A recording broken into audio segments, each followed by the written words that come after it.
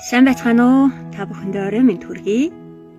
Сонгон хайрхан дүүргийн сүүн бих утга зохиолын нэгдлийн гишүүн залуу яруу найрагч Аюушийн анх Батар найзтайгаа хамтран түүний бичсэн Чинийхээ сэтгэлд алгааран хүрэхэд хэмээх шүлгийг уншиж та бүгдийнхээ сонирт хүргье.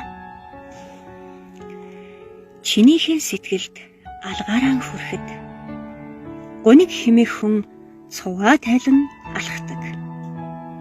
Бороодын цантай амьсгал сормуус норгож солонгот энэ орчлонгийн сүүдэр хүртэл зогтдог.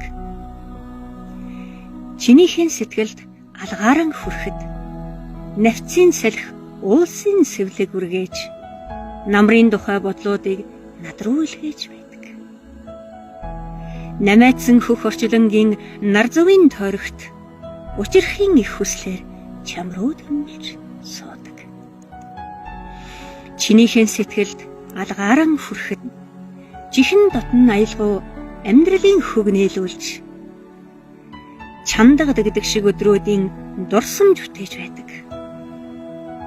Гуниг бүхний цаанаас инээд тодрох чамыг гурван үгээр хэлж л байдаг. Чинийхээ сэтгэл алгааран хүрэхэд зөв юухийн түмэн шалтгаан гооцогслонгийн тухай ойлгуулж байдаг. Үрдийн их догдлол хүртээд үнэндээ би дуулцуудаг. Чинийхээ сэтгэлд алгааран хүрэхэд сарны тэргэлгийг нойр хулжааж санахын их жаргал руу далалж байдаг. Өхөөрдөн танхил дүрийг ододын гэгээгээр зурж өдөр хүн чамдаан тэрүүл суудаг.